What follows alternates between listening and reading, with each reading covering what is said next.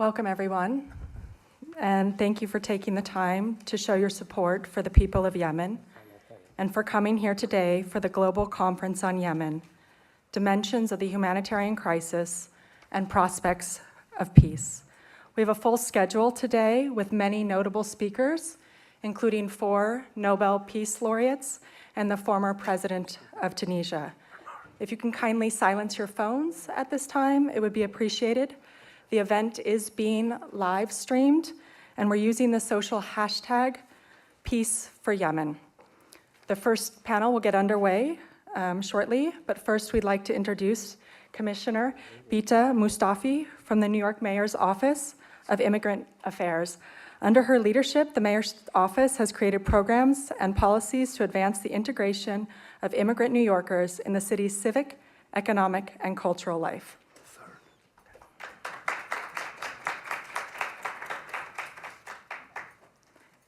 Good morning, everyone. So wonderful to see your faces so bright and early. As you just heard, I'm Bitta Mostofi. I'm the Commissioner for the Mayor's Office of Immigrant Affairs here in New York. And I'll start by thanking the Tawakkol Karman Foundation for this event, as well as the Center on National Security at Fordham Law for hosting. And on behalf of Mayor de Blasio, I want to welcome you to our great city. We are a proud city of immigrants. Nearly 40% of our population is foreign-born. Immigrants are crucial and inextricable part of our families, our workplaces, our economy, and our democracy as a whole. Our city and state are the home to the largest Yemeni community in the United States. Some 15,000 individuals across our state and nearly 12,000 right here in our city. We have heard through our community's heartbreaking stories of families that have remained separated, mothers and fathers who have sought to reunite with their children and loved ones so that they can leave Yemen due to fear and concern because of the ongoing crises at home. We know that Yemenis in particular have felt the greatest impact from the travel ban. In the last fiscal year, there's been a 91% decrease in the approval of immigrant visas for Yemenis. These are families that want what every human being does, to feel safe and secure. They have been denied the right of reunification with their parents, with their loved ones, because of our federal administration's racist travel ban policy. Yet the strength and resilience of the Yemeni people have been felt right here in New York City, thousands of miles away from Yemen itself. We saw it in response to the issuance of the travel ban and with the organization of the Yemeni bodega owners, who reminded us of the power that each individual has to demand humanity. In the face of the humanitarian crisis in Yemen, we cannot be silent. We cannot sit idly by. We must think of our sisters and brothers, both in Yemen and right here in our great city. It's long past time for real solutions towards a lasting peace. You shoulder today this ambitious vision for our sisters and brothers across Yemen and across the city and beyond. And I thank you for that and wish you all the best in these conversations and look forward to hearing the outcomes. Thank you so much. Thank you, Commissioner. Now I'd like to acknowledge and thank Ms. Karen Greenberg for helping to make this event possible. Karen is the director of the Center on National Security here at Fordham Law. The center carries out research and policy work on issues ranging from terrorism to national and global security. Karen is a recognized expert on national security, terrorism, and civil liberties. Her most recent book is Rogue Justice: The Making of the Security State. Karen.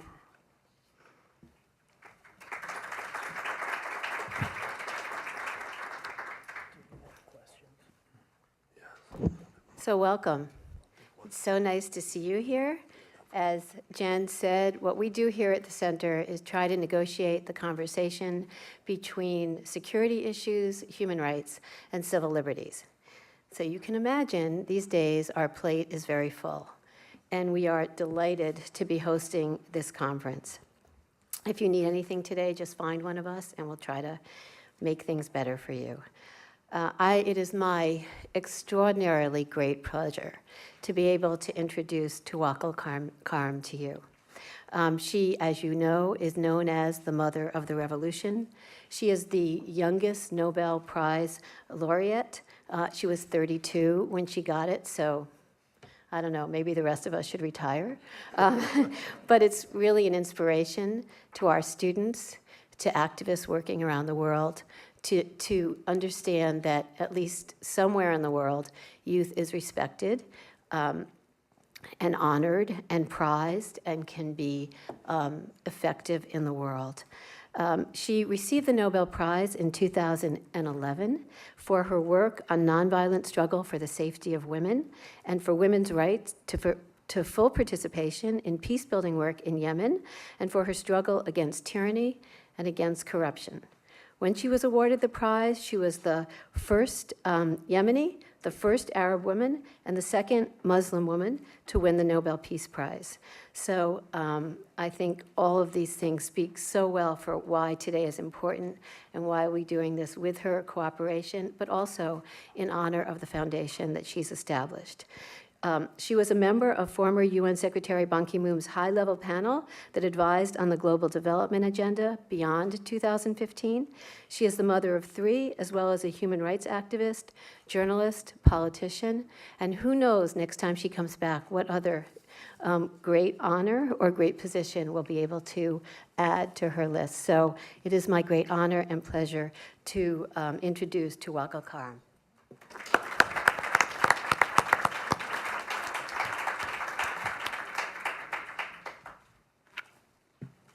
Okay, Assalamu alaikum. Peace be upon all of you. I'm so happy to be here, so honored to organize this conference, the first global conference about Yemen in the Fordham University.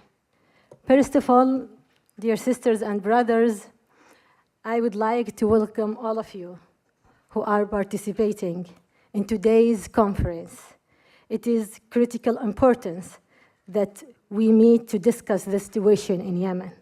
We have taken special care to include participants from inside Yemen and outside Yemen, from inside US and also outside US, in order to integrate the most serious and in-depth views and proposals about how best to bring peace to our country. So, without more ado, I'd like to thank all of you for coming together to help us find solutions to one of the worst humanitarian crises in recent history.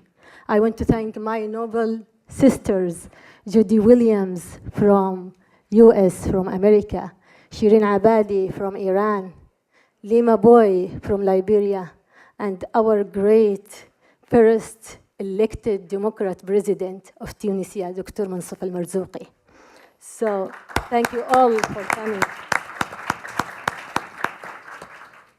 I'd also would like to thank Center on National Security at Fordham University School and Mrs. Karen Greenberg, the director of the Center National Security, for co-organizing this event with the International Tawakkol Karman Foundation and for the extraordinary support given to this conference. For decades, the people of Yemen struggled to transform the country into a truly democratic society. Then came the Arab Spring, and it gave people hope that their dreams for freedom and good governance could become a reality. A peaceful revolution swept across the country and forced out the regime of Ali Abdullah Saleh, who had controlled the country for more than 33 years. As Yemen started transition toward democratization, it had the support of the international community, and the country led a successful national dialogue that resulted with the draft constitution. However, a few months before the end of the transitional period, the Houthi militia, with the allies with Ali Abdullah Saleh, carried out the coup. A coup occupied the capital of Sana'a and placed the elected president, prime minister, and other ministers under house arrest.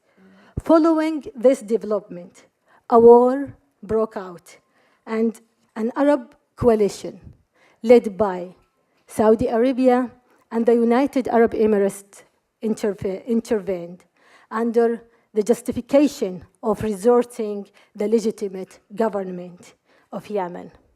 The coalition had the opposite effect. The coup and the war resulted in an unprecedented humanitarian catastrophe, the worst man-made human disaster in recent history. Thousands of civilians, particularly women and children, were killed and injured. Epidemics spread, and the country's infrastructure was destroyed. Today's Yemenis suffer from the war and the subsequent lack of basic services and security. Women bear the brunt of the abuse and struggle to care for the lives of children and the most vulnerable. Yemenis strongly call for an end to this war, the end of the Houthi-led coup, and for an end to Saudi and UAE intervention. The internationally recognized government must be restored, and the country must be open for reconstruction. It is also important to strengthen the peace agreement led by the United Nations.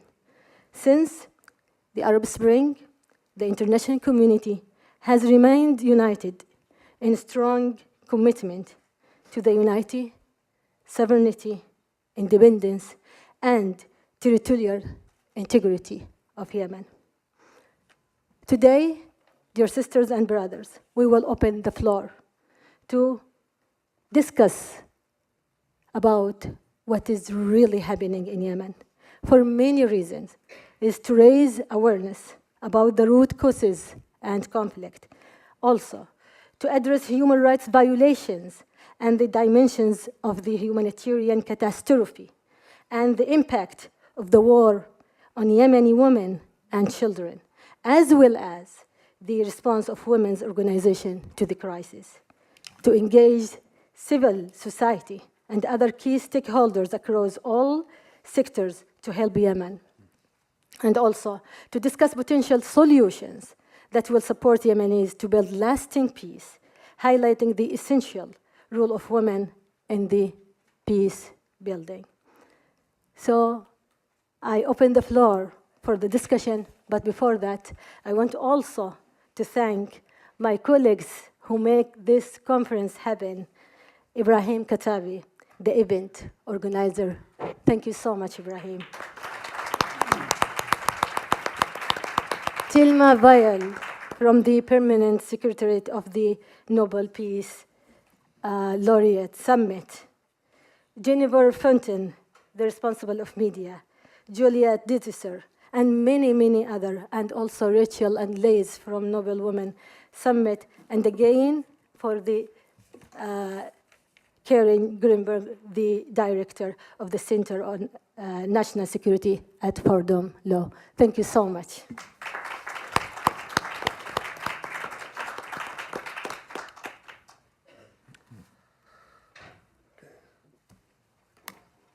I guess our panel is next. Right. Sorry. Good morning, everyone. It's my distinct honor to introduce the panel, but first I'll introduce myself. My name is Dalia Fahmy. I'm Associate Professor of Political Science at Long Island University, a Senior Fellow at the Center for Global Policy in Washington, D.C., and visiting scholar at the Center for the Study of Genocide and Human Rights and UNESCO Chair for Genocide Prevention at Rutgers University. It's my honor and privilege to introduce Dr. Nasser Zawia, the Dean of the Graduate School at the University of Rhode Island, where he oversees about 90 master's degree programs programs, professional degree programs, and doctoral programs of over 3,000 students. He's the founder and director of the Interdisciplinary Neuroscience Program and played a founding role in the foundation of the George and Anne Rand Institute for Neuroscience. He's received numerous awards, including from the U.S. Environmental Protection Agency, the FIDA Foundation, the Government of Yemen, the National Institute of Health, and the Indian Society of Physiology. Please help me in welcoming Dr. Nasser Zawia.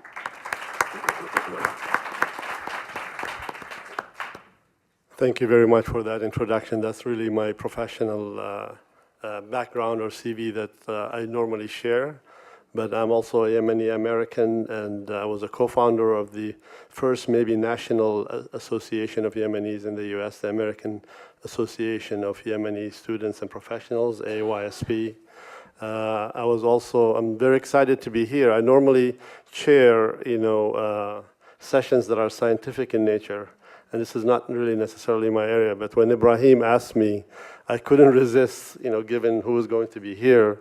And given that, day and night I think and breathe and suffer and about Yemen, so I'm happy to be here, and I don't want to, speak more about myself or my own points of view, but really start with our panel.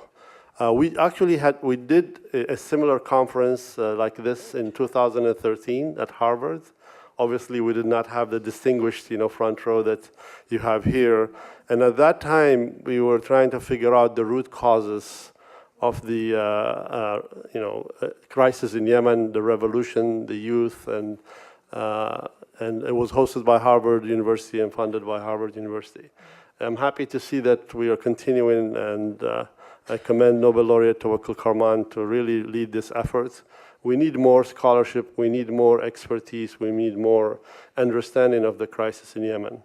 So without any further ado, let me introduce our first panelist. Our panel is supposed to begin and set the kind of the root causes of the crisis and understanding of that, and lay out some background for the subsequent panels that will follow. And our first speaker is going to be Bernard Haykel, who is a professor of Near Eastern Studies at Princeton University, where he directs the Institute for Transregional Study of the Contemporary Middle East and the program in Near East Studies. He is a scholar of the Arabian Peninsula, which focuses on Saudi Arabia, the other Gulf cooperation countries, and Yemen. Professor Haykel is the author of Revival and Reform in Islam, and most recently the co-editor of Saudi Arabia in Transition. He has received several prominent awards, including Oxford's Prize Fellowship, the Carnegie Corporation and Guggenheim Fellowships, and the Princeton Old Dominion Professorship.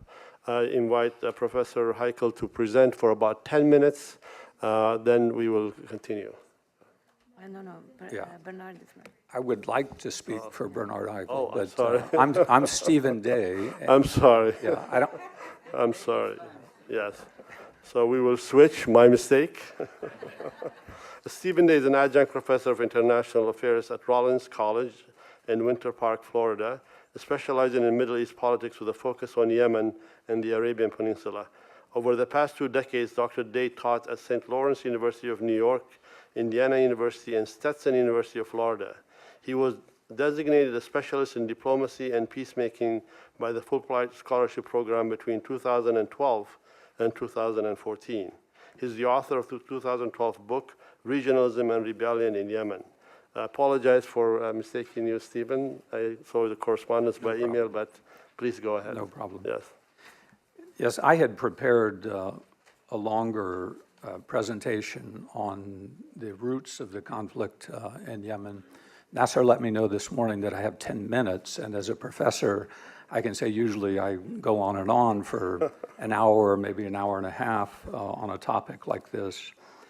I plan to primarily focus on internal, local factors that led to the humanitarian disaster in Yemen. Obviously, there are foreign roles in the conflict, and it's a mistake to ignore those, but I'm sure on the panel we'll have a chance to talk about them.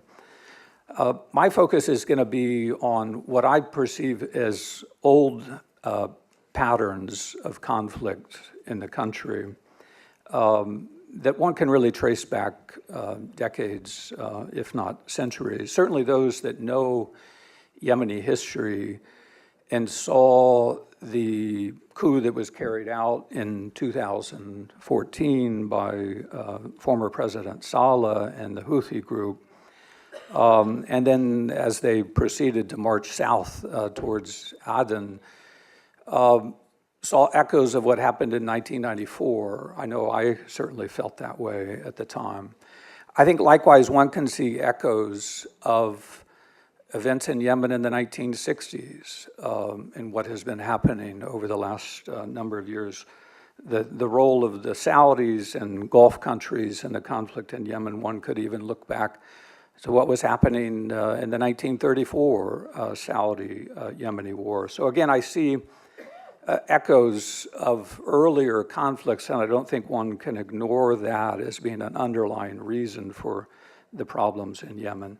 In particular, I will link this issue of patterns of conflict to what happened at the end of the National Dialogue Conference and why there was, first of all, obstruction in the process, but then once the outcomes were reached, that there was an intent on the part, particularly of the Houthis, but also in alliance with Saleh, to prevent the outcomes of the National Dialogue Conference from being implemented. And I think those reasons, again, go back to the underlying patterns of conflict within Yemen. They're really structural issues that I think relate to the question of national unity in a country and the trouble of developing a single authority in a country as remarkable as Yemen, both in terms of the land itself, very unique topographical features, certainly on the Arabian Peninsula, but then also within the population and the fact that over the centuries you really saw multiple authorities within the country as opposed to a single authority that's ruling over the entire land. The perspective that I bring to this issue really draws on the research that I did in Yemen back in the 1990s and then continued until today, when I originally started looking at this question of how do central government authorities, in the wake of the unification of Yemen in 1990, relate to local and provincial government authorities around the country. And that focus on the topic as an issue of research, I think, gave me a lot of insight into the dynamics within the National Dialogue Conference and why that National Dialogue Conference ran into trouble in late 2014 and early 2015 when it came to putting forward a new draft constitution, which was completed, actually, by the end of 2014. And the intent was to present this draft constitution, again, based on the outcomes of the National Dialogue Conference, as the way forward for the country. Today, of course, it's understood that the disagreements and misunderstandings within the NDC, particularly around that issue of the six-region federal plan, sparked the political collapse in late 2014 and early 2015. In other words, the question of decentralization, the need to decentralize decision-making powers over politics and economics and social and cultural concerns, appeared to be driving the country to war in 2015 in terms of the internal dynamics in the country. Houthi leaders with moral and material support from President Saleh warned President Hadi was planning to divide and weaken the country through this six-region federal plan. They argued Hadi and his government acted on the basis of foreign interests. There was this idea that there was some ulterior motives in this, namely the GCC countries and the US. The coup against President Hadi, which was completed in January 2015, was ostensibly carried out by Saleh and Houthi forces to prevent implementation of the draft constitution. The six-region federal plan was was clearly the most controversial part of that new constitution. I want to make 3 points about the internal power struggles within the country that led to war. First, President Hadi, who originates from the South, clearly empowered Southerners to play leading roles at the NDC to advance the new federal plan for Yemen. Moreover, he authorized a special post-NDC executive committee to make the decision about how many federal components there would be under the new system, and accept that idea that there should be 6 regions created in the new federal order. The perception, especially among supporters of the Houthi, and certainly this was the perception of President Saleh and his followers, is that Hadi and other Southerners wanted to use that transition period after 2011 to recover much of their political influence and control that they lost in the past. And again, all of that goes back into the history of the divisions and rivalries within Yemen. Second, Hadi was in a position to assert that influence and control during the transition period and the decision of this executive committee that accepted the 6-region federal state, because he was Saleh's vice president, whom Saleh appointed to the post during the 1994 Civil War. Saleh viewed this 1994 appointment as a way to lessen the appearance of northern domination of former southern lands. In other words, Saleh was responsible for putting Hadi in the position to become president after 2011, thus allowing Hadi to be in a position of authority where he could seek a change in the political structure in the country, because Saleh used Hadi for similar purposes in the wake of the 1994 war, when his legitimacy was in question and the question of his leadership was at stake.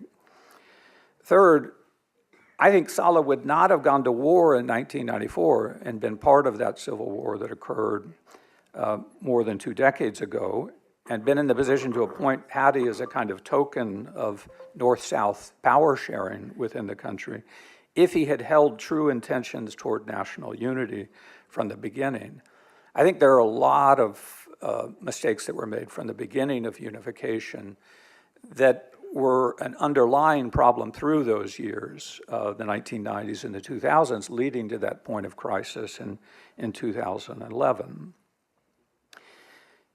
If he had held true intentions toward national unity in 1990 and not shown interest in building a family dynasty in Yemen, like the old imams who ruled before the 1960s, then things might have turned out very differently over the last 2.5 decades. I want to make 2 final points. First, what Saleh did in a line with the Houthis and carrying out this coup and obstructing implementation of the National Dialogue Conference outcomes, turned Yemen in a way full circle. As I said, I saw echoes of what happened in the 1994 war and even echoes of what was happening in the country in the 1960s. And as I said, one could go back further into Yemeni history. This is what I mean, that the internal power struggles that we saw play out on the eve of the war, and that obviously continue to cause tensions and problems within the country, derive from problems of national unity and questions about the structure of the state. And I think those have always been there in Yemen. How do you develop a single authority for such a remarkable land?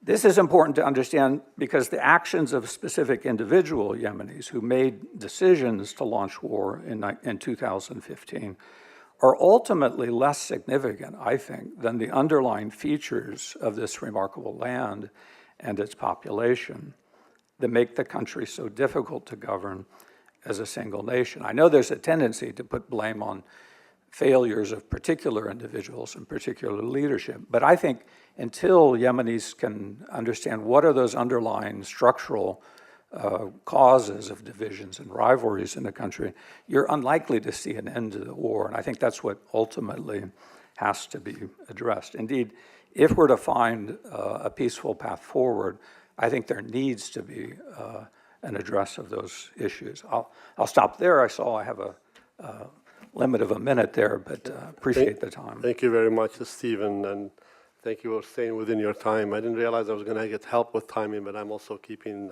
a clock. We will take, one or two questions for Stephen, and then at the end, after every panelist, one or two questions to keep it, if you have any fresh questions. And then in the end, we will open it up for, a full discussion. Any questions for Stephen at this stage? One question? Yes. Khalid. It seemed that Stephen covered what happened at the end of the pipe, but not the real issues. And I see that, and I hope it's covered in the near, maybe somebody else, such as unemployment rates with poor governance, extreme poverty, external forces getting involved, and most importantly is the type of government, dictatorship in the whole region. So these issues contribute to everything that you said. Can they also identify themselves? Yes, feel free to please identify yourselves because the event is recorded. Stephen, do you want to answer that, or that's more of a statement, I think? Go ahead. Just introduce yourself. Joel Sheckman from Reuters News. This is kind of a sort of a basic question, but why are the stakes? Why do the UAE and Saudi governments consider the stakes so high for them in terms of the outcome of this that they're willing to have this level of involvement over this period of time? Like, how do they see the threats or the opportunities here as being that important, I guess? And that's for Stephen to answer. He was more, talking about, I almost feel like these are questions that are more general in nature. They might be better addressed to all of us at the end of the panel. Yeah, we'll take that question up, at the end. I think we'll move to the second speaker. And Bernard, I knew you were at the elevator downstairs, so I started introducing you just to save time. And now you're here, so I've already introduced you as our first speaker. And so now we'll have, Professor Haykel, will present about 10 minutes. And then we will move forward from that.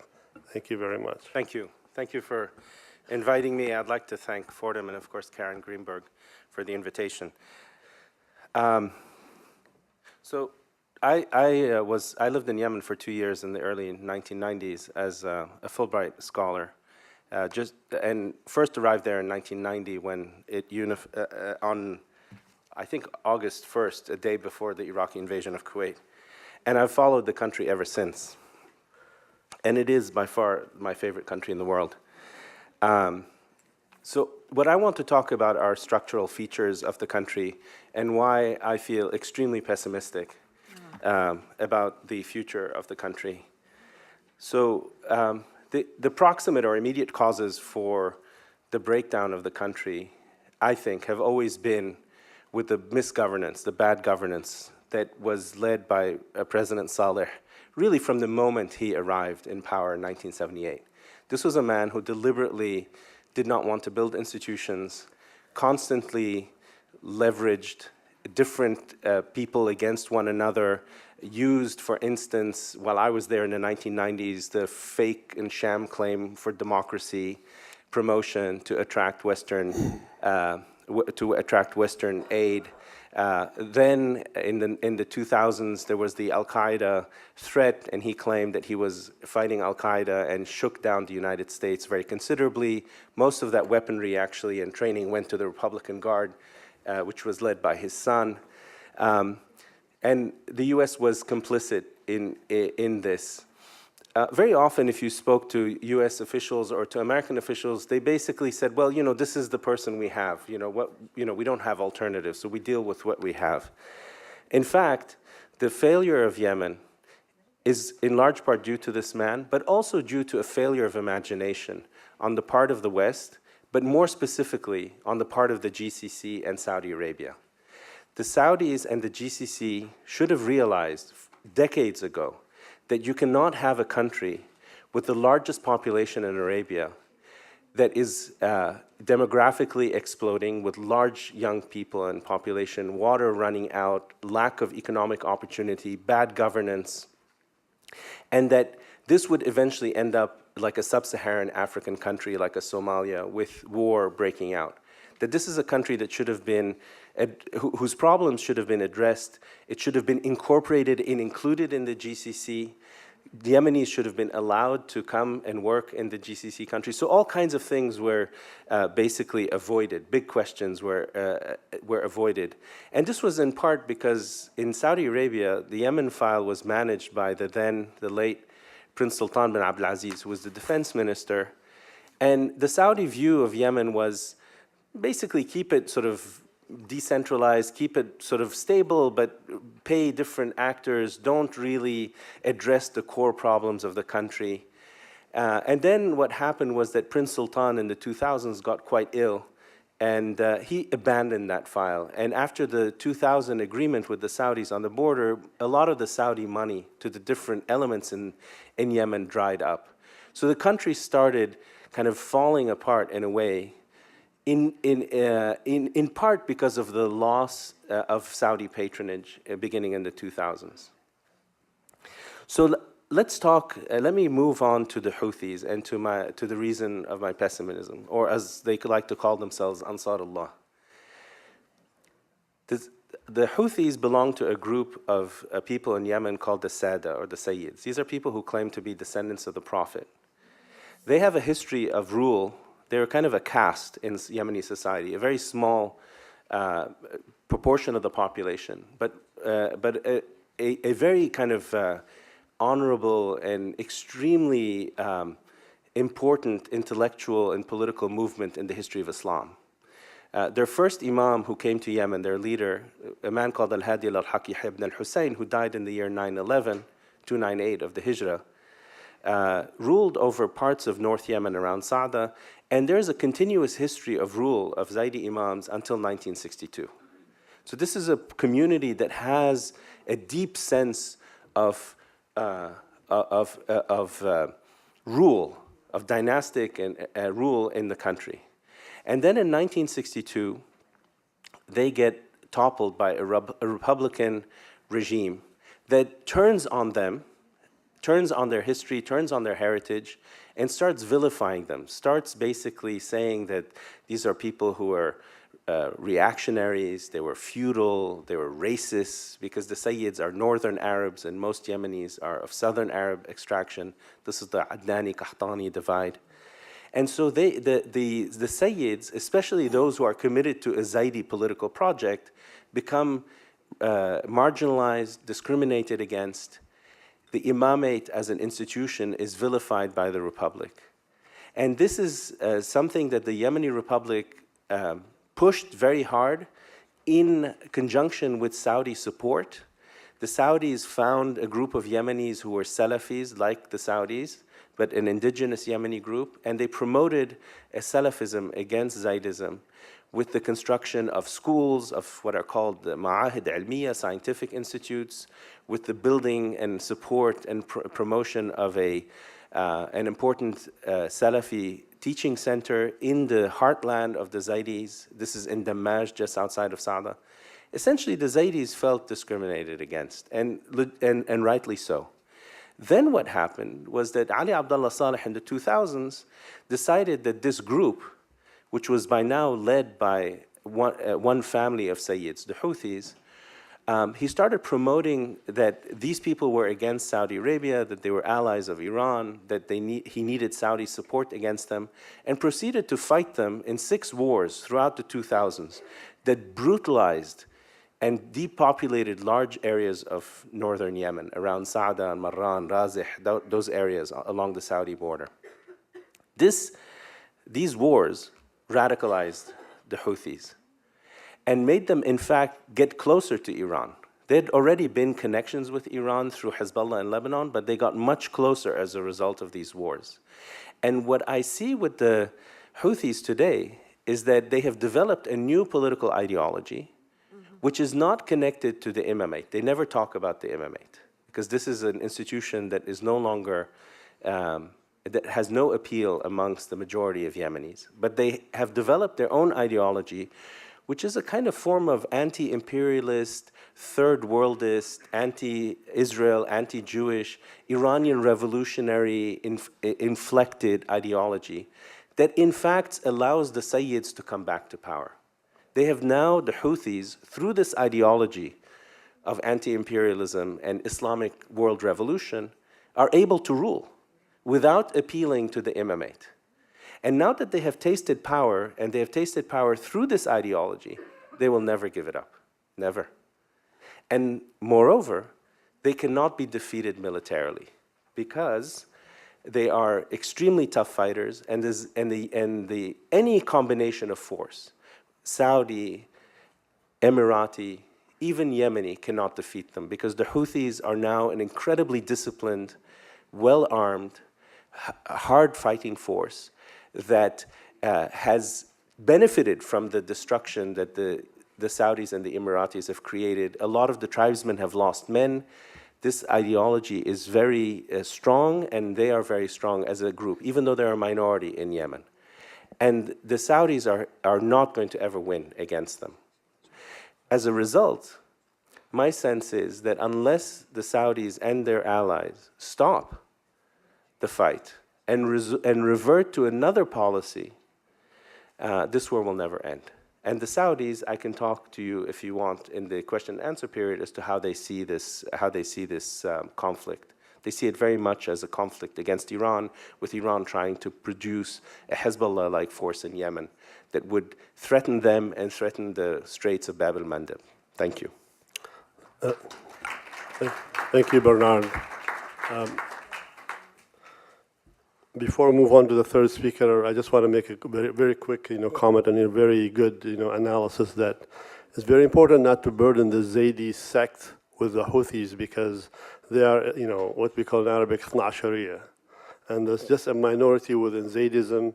It's the same mistake we would make sometimes as burdening Sunni Islam with Al-Qaeda, just because they happen to have, Sunni affiliation, and that's, the roots of their thinking. Yeah. They tend to taint all, Sunnis.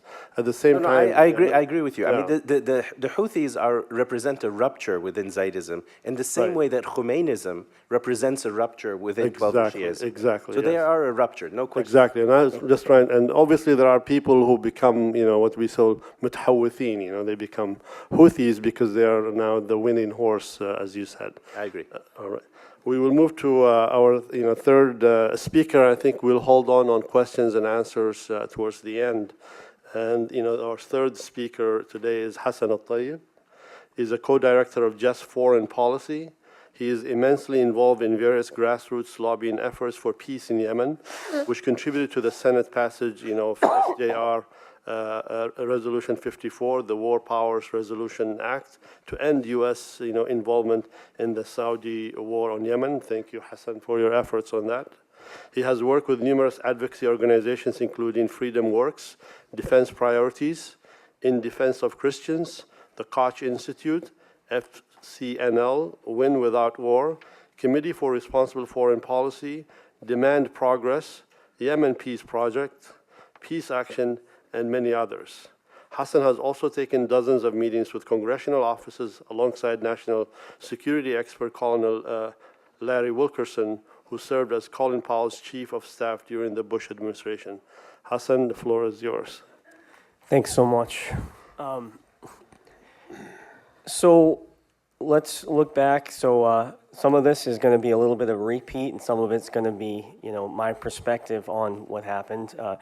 2011 Arab Spring, there was a coup in the country, a takeover, and what resulted is the Vice President Hadi became the interim president of Yemen. He was supposed to be there for 2 years, and he stayed past that interim period, and Yemen was supposed to move to a more representative form of democracy and government. In that time, there was corruption, unemployment, food insecurity, and it led to the uprising between Saleh and the Houthis. And so there was a lot of disillusionment about the transition. So at that time, they actually reached out, the Houthis reached out to Iran for support, and Iran actually at that moment said, this is not a strategic priority for us. We're going to, we have other priorities in the region. We're not going to be able to contribute to this revolution. So coalition troops landed in Aden in August 2015, and thus began this horrible war. And I mean, we haven't really talked about the humanitarian crisis, in numbers yet, but we've got about 12 million people on the brink of famine, 1.2 million cases of cholera, 10,000 new cases each week. It's just heartbreaking to see the kind of devastation. I am specifically focused on how the U.S. is involved. So the U.S. has been backing the Saudi and UAE-led coalition. We've been giving them mid-air refueling, targeting assistance. We've been supplying Saudi Arabia with most of their military force, most of their military equipment. And so that's the kind of perspective I'm taking is we can't control other people necessarily, but we can control what we do in this country. And one thing that we have to do is understand that we are perpetuating this by supporting the coalition, through the means I just mentioned. Now, also, we have to look at our own Constitution. What does it say under Article 1, Section 8 of our Constitution? Congress has the power to declare war, and that's the vehicle that we're using in Congress, because this war started under the Obama administration and is, continued on in the Trump administration, but we have never gotten a declaration of war or statutory authorization from Congress. So right early on in the conflict, the Saudi and UAE-led coalition, they used their air force supplied by the United States military. They took out agricultural infrastructure, economic infrastructure. Immediately, they took out the sewage infrastructure, and it's this has created the really difficult conditions on the ground. So let's take a look a little bit about the congressional effort to pull U.S. support. So there was initially a vote in 2017 in the House that didn't really get anywhere. We had trouble even convincing Congress that we were, supporting the Saudi UAE coalition. They said, well, we're not even involved at all. And so we kept pressing the issue. We had another vote in the Senate in March 2018, and that got a little further. We got 44 senators to vote with us. And I think it's crucial I think the U.S., our role is, the reason why I bring it up in the context of the origins of this conflict is because I really feel like the United States is playing a major role in this conflict. So after that vote, there was a compromise piece of legislation where we required the Secretary of State then Rex Tillerson. It's hard to keep track of the revolving door in the Trump administration, but Mike Pompeo became Secretary of State, and he was required under the National Defense Authorization Act to basically recertify that Saudi and the UAE coalition were doing everything they could to protect civilians. And right after the passage of that, there was the tragic bus bombing in August where a Raytheon rocket hit a school bus and killed 40 children. And right after that, Mike Pompeo came out before Congress and said Saudi Arabia and the UAE are doing everything they can to protect civilians in pretty much one of the bloodiest months for civilians. We're talking about a 50%, for all the airstrikes, about 50% of those were hitting civilian targets. Since the start of the war, 18,000 bombs have been dropped on Yemen, and a third of those have hit civilians. So it's just devastating, the tragedy of this. So after that, Congress said, we can no longer sit by. They reintroduced the War Powers Act of 1973, and that was introduced by Ro Khanna in the House, and then Senator Bernie Sanders, Mike Lee, and Chris Murphy. So each of these efforts were bipartisan. This is not a partisan issue, and I'm really proud of that fact, that we're able to, take a look at this from different angles and come to the same conclusion that it's probably time to end our support for the Saudi and UAE coalition. So in December 13th, this was the first time since the original passage of the War Powers Act in 45 years that the Senate actually passed this, and they passed it with a 56-vote majority. And that actually, I agree that there's a lot of reason to be pessimistic, but each time Congress has reasserted its war authority, we've seen tiny breakthroughs in the peace talks. So UN Special Envoy to Yemen, Martin Griffiths, was able to secure a ceasefire on that same day that the Senate passed this bill.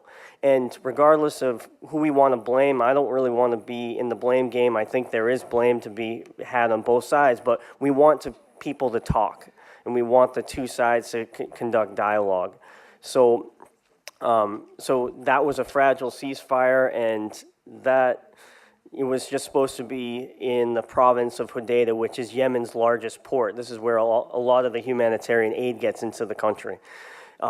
So that's been a fragile ceasefire. The House passed another War Powers resolution in January, and that fragile ceasefire got a little boost of energy, and the two sides were able to say, well, maybe we can redeploy forces and military out of the Hodeidah province. So that's where we are right now. Next week, next week we have a vote in the Senate again. And there's a lot of ping-ponging kind of going back and forth. And we're doing a lot of grassroots advocacy work. He read all those groups that we were, it's kind of weird to be in a coalition with the Koch brothers and Code Pink at the same time. And, I love that. I really do.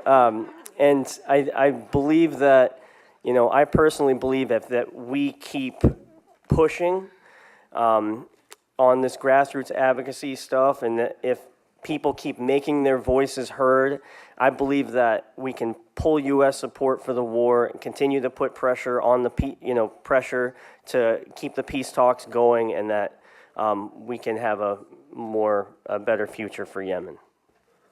Thank you very much.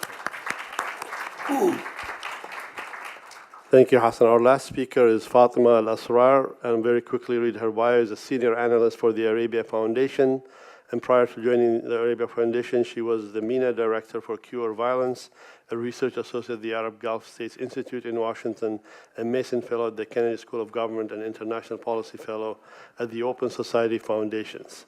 I'm going to just give Fatima a chance to present her talk.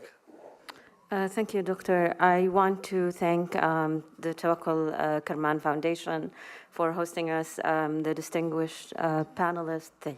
Thank you for your talk. And to the audience, I have been working, I am from Yemen, actually. I'm from, predominantly from the south of Yemen, lived in the north, was born and raised in the Gulf. Family is Sunni Sada, so I don't necessarily fit the mold in so many ways. But I've lived in Yemen for a while when I studied in Yemen, and one of the just wonderful things in Yemen at the time period that I was in the 90s is just seeing a sense of just solidarity, and there was just no differences. There are no sectarian ideals. There was respect for women, respect for civil society. There was just a rising trend of democratization. Just ideals that we fought for. That enabled you to become a Nobel laureate because you had a civil society, and you were supported, and you were able to talk and say your views. And not much of that exists today. Yemen today is just an unfortunate is going through an unfortunate place, and I think most of us are interested in Yemen today because of the humanitarian crisis. I remember a decade ago, the only subject that people wanted to talk about was terrorism and Al-Qaeda in Yemen. And it was really hard to talk about, the challenges that we were facing in governance, in democratization, in poverty. Yemen was one of the least, developed countries in many indexes, and still received the lowest amount of aid per capita among, other poor nations. So there's usually this singular focus on Yemen. And ultimately, it lacks the capacity to see Yemen beyond the short term. And I think what we need to do is, understand how to deal and have a policy to deal with Yemen on a long term. But as we talk about the root causes of the conflict, and we talked about the Houthis, and I appreciated Dr. Day's overview, and definitely Dr. Haykel's dynamic explanation of the Houthi movement. And we first heard of the Houthi movement and someone who was living in Yemen in 2003. And at that time, we heard of a rebellion up in the north in Sada. It was just such a provincial topic, really. We didn't think much of it. Just a tribe revolting, against the state, and we didn't think much of it. But the war kept going on for 6 wars, and the profile would escalate. The government would get more engaged, and all of the 6 wars between 2003 and 2010, we've really, still had no direct engagement with the Houthis. So they were only concentrated in Sada, and we didn't know what they were fighting for, unless you were a specialist, and wanted to understand further what they were doing. And in 2011, of course, during the Arab Spring uprising, the Houthis were given a platform and participated effectively, as Dr. Day said, in the National Dialogue Conference. And, people, the youth felt that their voice is fundamental and need to be incorporated, and help them, voice their concerns, because one of the good things about Yemeni society is just the capacity for empathy and wanting to help others. This is why the Houthis were incorporated. The southern issue became acknowledged as well, because Yemen was 2 countries before 1990. So Yemen is relatively a new state. And only 3 years after unification, the country fell into a civil war where the Southerners wanted to secede. And having lost, a lot of the Southerners felt a sense of occupation. And most of this was due to one simple fact, is that Yemen has been ruled for decades by a sense of elite pacts, that were rooted in grand bargains that were exclusionary to the core.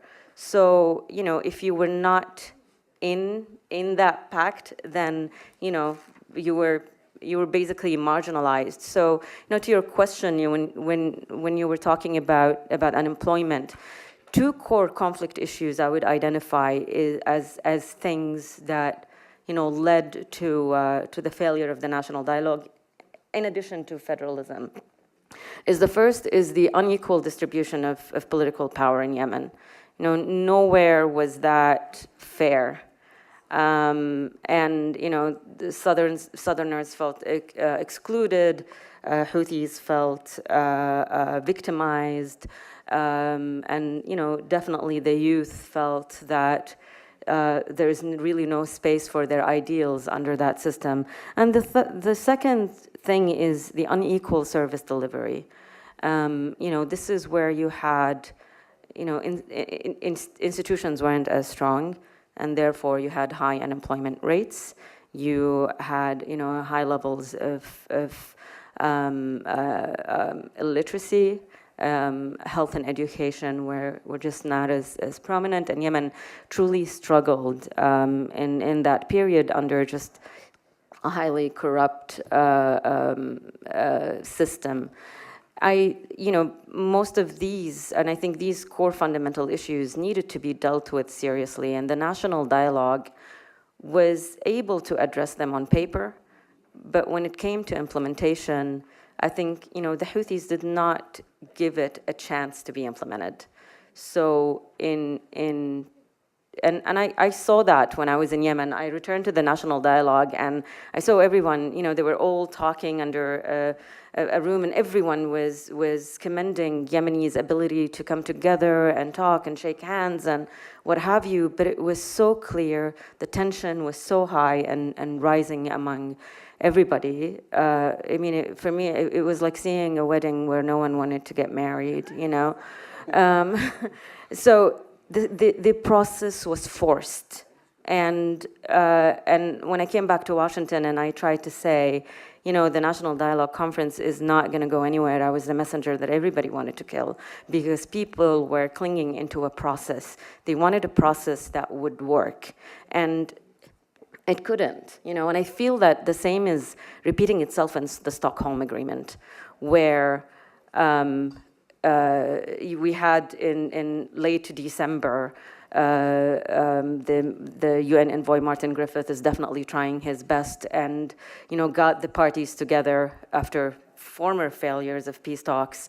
But what was interesting is that regardless of the violations that are happening in the Stockholm Agreement, it seems that there is a desire to hold on to that process and stay. Stockholm is working, although people are dying on the ground. I think Stockholm had managed to effectively reduce the amount of intervention of the Arab coalition, but it does not address the Houthis' brutal control of the cities that they have.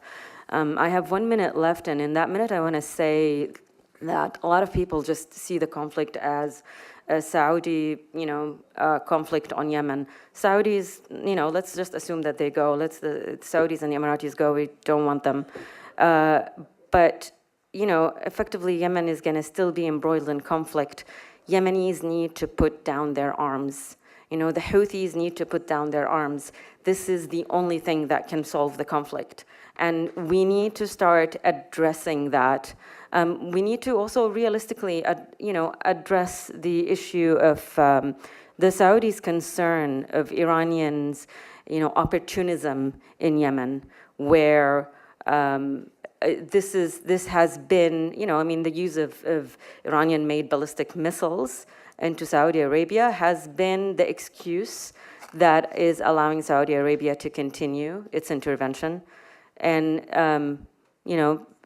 there is a dimension of Iranian soft power, and it's a historical dimension in Yemen that I can't, explain in 10 minutes. But I think it's one of the things that needs to be paid attention to. So effectively, what Yemenis really need to do is, and what the international community also need to focus on, is find a way to pressure the Houthi militia to withdraw from the cities that they are occupying illegally. They have no claim in Hodeidah. They have no claim in Taz. They have no claim in Sana'a. If they can withdraw to Sada, and if their rights need to be protected, that's what an agreement needs to do, is that you need to protect the right. But at the moment, everything is really, hanging, I feel, in my opinion, in the whim of their militia leader, Abdel Malik al-Houthi. I'm looking forward to your questions. Thank you.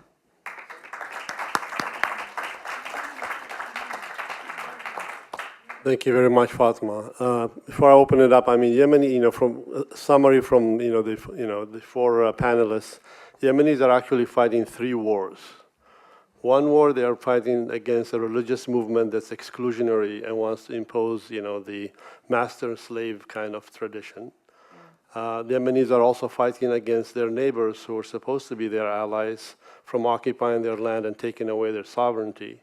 they're also fighting a war against their legitimate government, who is, by its inability, and sterility and inaction, is weakening them and allowing others to really take over.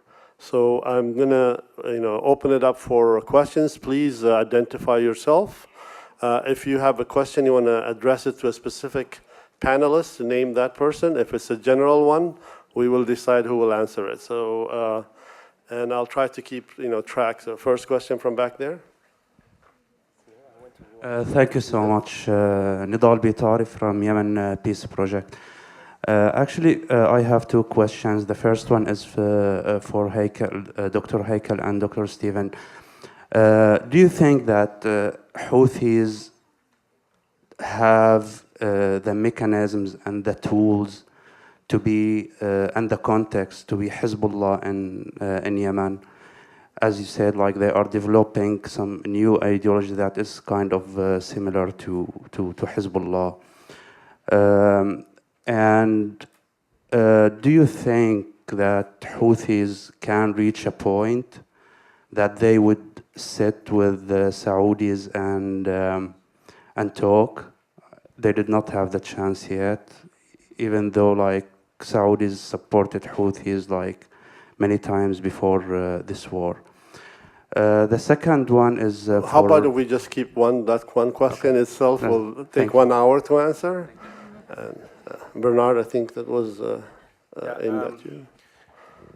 There's a difference between the Houthis and Hezbollah. Hezbollah believes in Wilayat al-Faqih. They are part of the Iranian Revolutionary Guard Corps. They're an extension of the Iranian state. The Houthis don't believe in Wilayat al-Faqih, but they share a lot of the ideology of Hezbollah.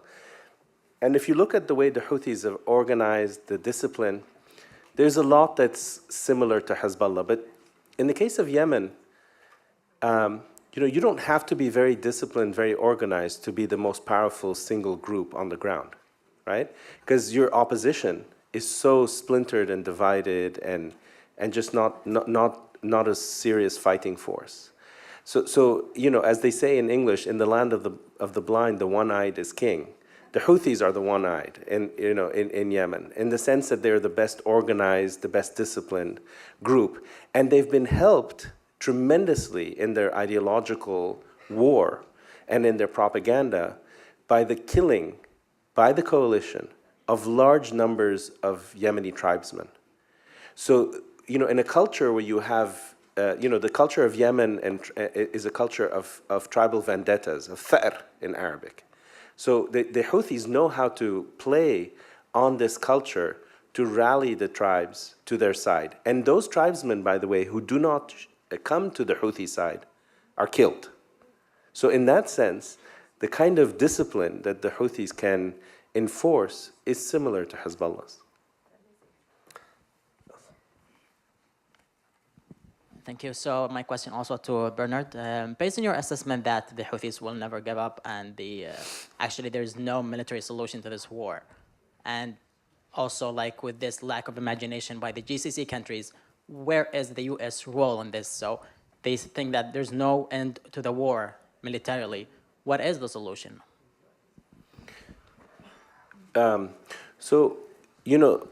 This is a question I was going to ask one of my co-panelists, which is, it's one thing to argue that the U.S. shouldn't be involved with the coalition, but would you stop the U.S. from attacking Al-Qaeda and ISIS in Yemen, which is something that the U.S. has been doing since soon after 9/11? How do you distinguish between U.S. fighting against global terror and the efforts at helping the coalition? For instance, an American was just released by a joint U.S. UAE attack on an Al-Qaeda group in Yemen. So I'm not sure how you can make those kinds of fine distinctions. I don't think you'll get a resolution passed through Congress that says we can't fight Al-Qaeda or ISIS. But to get back to your question, my sense is that the U.S. can play actually a very, very important role. Because part of the problem in Yemen is that it's become a regional war between Saudi Arabia on the one hand and Iran on the other. So ultimately, you have to get those two sides to understand that they can't just keep destroying Yemen like Syria was destroyed in order to fight their war, in order to fight their rivalry. Iran has to understand that there are limits, and also Saudi Arabia has to understand that there are limits. And that ultimately the long-term solution of Yemen, for Yemen, is, as I said, its incorporation into the GCC. So I think you can distinguish between fighting Al-Qaeda and, and supporting the coalition. Because everything the coalition has done is weaken the legitimate government of Yemen, which if you have a very weak, legitimate government that's not able to enforce its sovereignty over its land, Al-Qaeda will thrive. So there needs to be a distinction between, if the goal of the U.S. in supporting the coalition is solely to, fight Al-Qaeda, they should not be supporting them in other logistical, manner to continue, their fight in different areas of Yemen. Mind if I also just, so the issue of terrorism is actually something that's very personal to me. My cousin is Muath. He was the Jordanian Air Force pilot that was killed and burned alive by ISIS. So terrorism is an issue for me. And when I see Saudi Arabia supporting Al-Qaeda and using them in their anti-Houthi army, that to me is really problematic. Right now, the War Powers Act, there is a carve-out for our operations against Al-Qaeda in Yemen, and that's kind of personally, I would like to, I want to end U.S. support for the coalition and then, try to hopefully bring negotiations and then, basically go after that, but we have this pragmatic tool that we need to use to cut off support for the coalition first, so. I'll take this question here, and then I'll need to move to this side that I haven't, yes.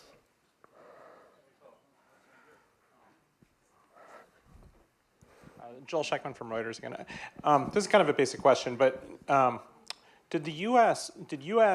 actions in Yemen, like drone strikes or other special operations, is there any connection or causal link between that and the way that this war kind of got started? It's a really good question, actually. So the Houthis are anti-foreign intervention. And one of the things that they cite is, the lack of state sovereignty, Saleh's lack of sovereignty in dealing with Al-Qaeda threat. And they're also, sworn enemies of Al-Qaeda as well. So seeing the government weak and of course, the corruption of the former government just didn't help, enable them to take action by themselves.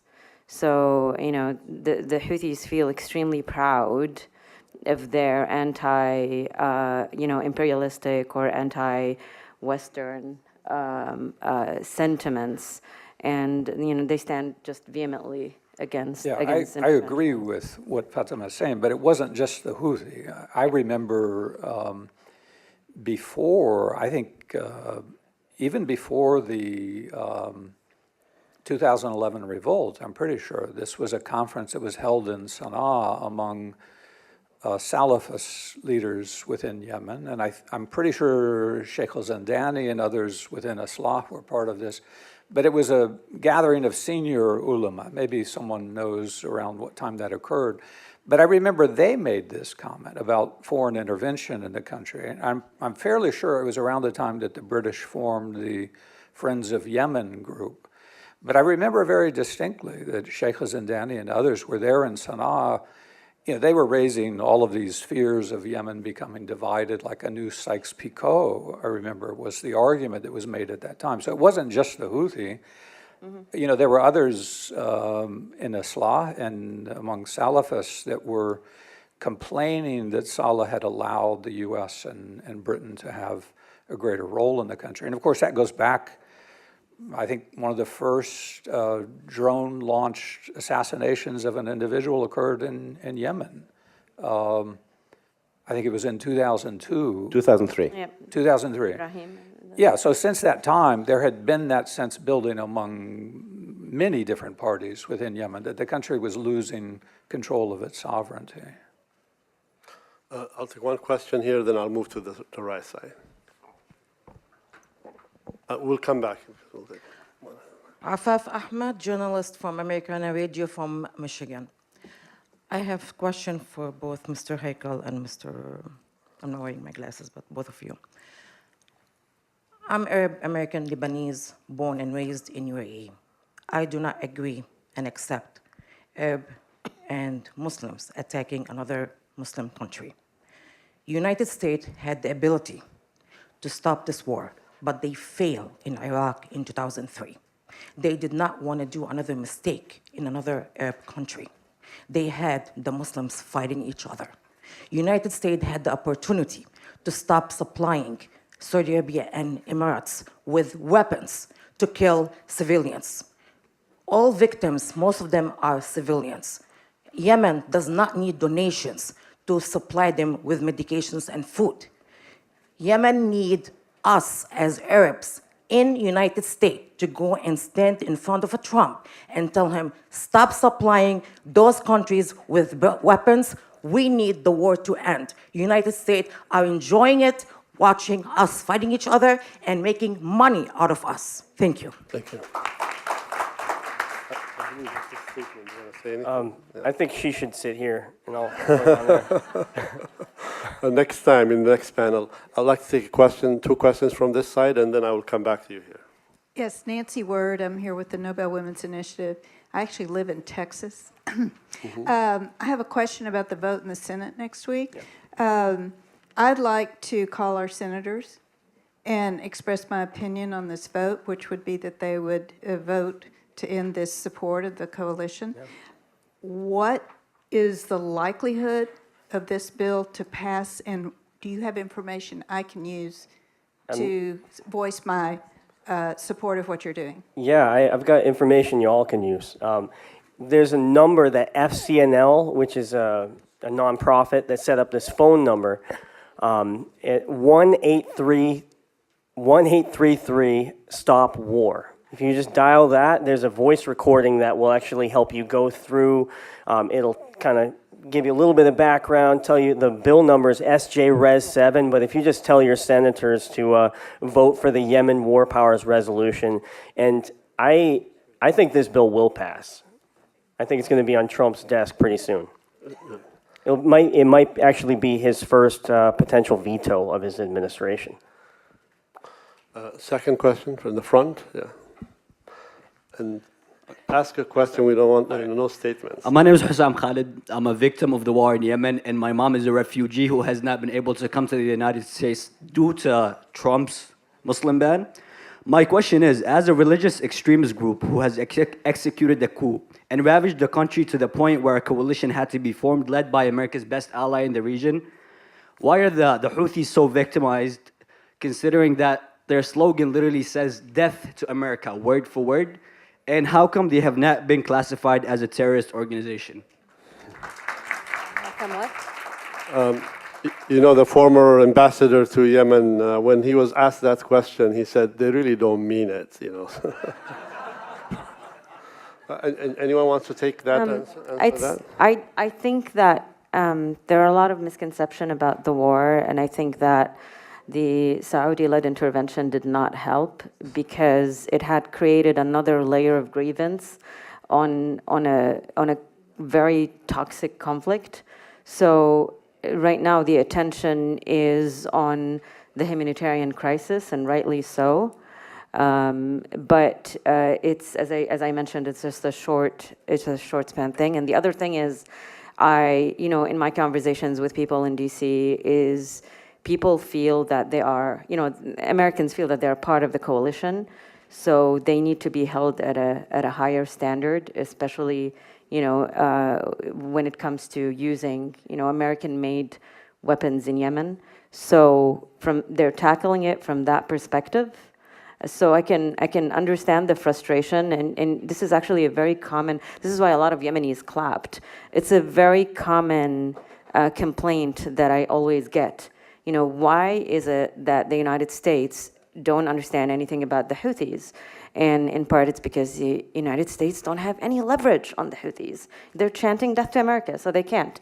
And the only thing that they can do is exercise leverage on the Saudis and the Emiratis. But, you know, where does that leave the tribes who are being supported by the coalition? You know, currently there's the tribe of Hajur in Hajjah, which is ironically has been anti-coalition because Hajjah has been hit, you know, civilian targets in Hajjah, and the tribal elders there decided that, you know, they are anti-coalition. But things turned around this year as Houthis have started shelling them, sending ballistic missiles a couple of days ago on a village. So and they required coalition for help. The one thing in Yemen is that alliances shift every second. You can never know. You know, I will not doubt if the Houthis and the Saudis will shake hands. I think they will at the end of this. I mean, you know, they will. Yeah, definitely. They will. You know, so the alliance shift. The ironically 2003's conflict by the Houthis. I mean, it was a rebellion against Ali Abdullah Saleh. Ali Abdullah Saleh killed the leader of the Houthi militia. 2014, they allied. You know, Houthis and Saleh allied. So things shift, and, you know, ultimately the poor people and the civilians pay the price of just these political, you know, devastating, you know, decisions. Two questions, one here and then after it. He's stood up. No, go ahead. You know, I pointed to you actually. Yes, go ahead. Yes. We have 5 minutes left. We'll try to accommodate. You know. Yeah. Okay. I will try to do my best. Yeah. I mean, my name is Anis Al-Matlahi. I'm one of the victims of the Saleh regime. I was a pilot, and right now I'm the member of the Yemeni South Association in New York. Actually, I'm sorry to saying that, but I felt that's the conference here, that's Al-Islah, not the to make the humanitarian crisis to discuss that issue in Yemen. Actually, I have too many questions here, but the time is not helps. Mr. Stephen, or Dr. Stephen, he go through a lot of issues. We go deep to resolve it. What's the problem in Yemen exactly? And Mr. Haykel, Dr. Haykel too, he go through deep, like long story back, which is what's going on in Yemen. Actually, the issues here, I'm trying to send my message regarding the South Yemen crisis too, the humanitarian issues, which is we suffering in the South a lot about the Al-Houthis and about the President Al-Hadi and all his government. Yes, I'd be glad to answer that. I'm glad you raised that issue about the Southern Iraq because it hadn't been raised yet. Right. And I will say that I have long thought, given the number of expat Yemenis living around the world that are engaged in business around the world, international commerce, if Yemen could ever develop a structure of government that would encourage reinvestment of Yemenis around the world in the country, the economy would take off. Someone earlier asked, you know, about the general issue of poverty in the country and providing opportunities to people in the country.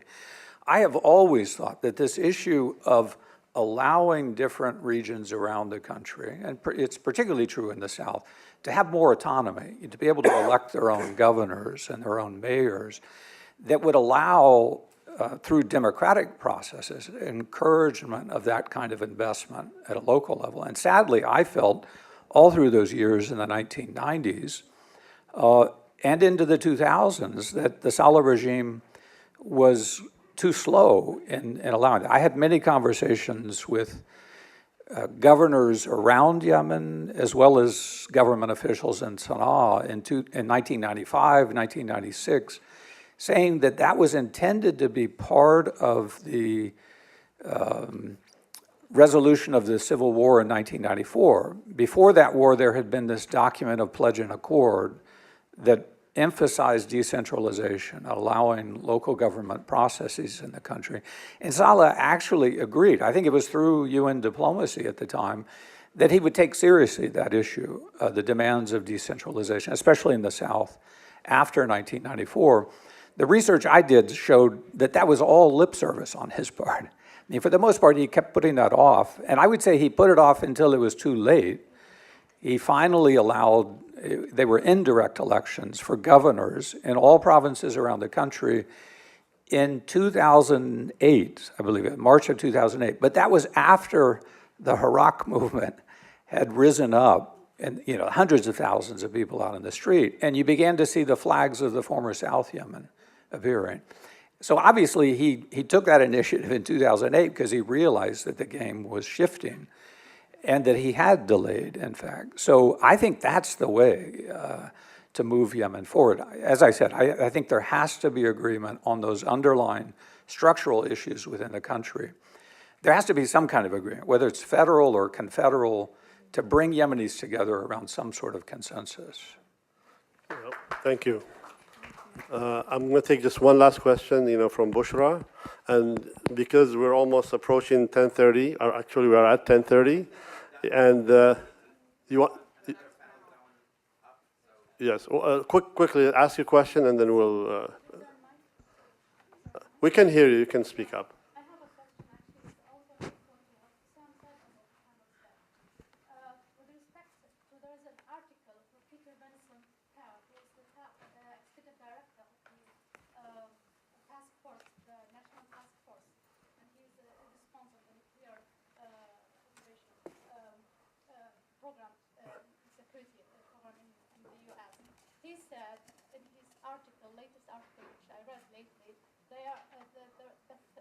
Warning for another 9/11 by the Houthis, because as you said, they flip quickly, and it isn't their chance.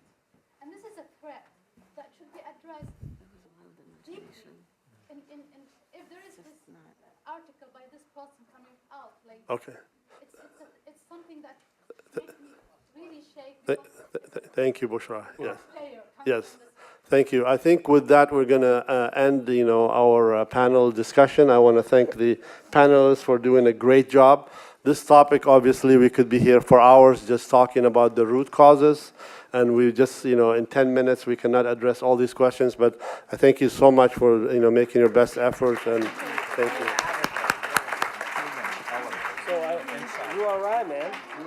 So we're going to go straight to our next panel. So keep your seats. And we will begin almost immediately.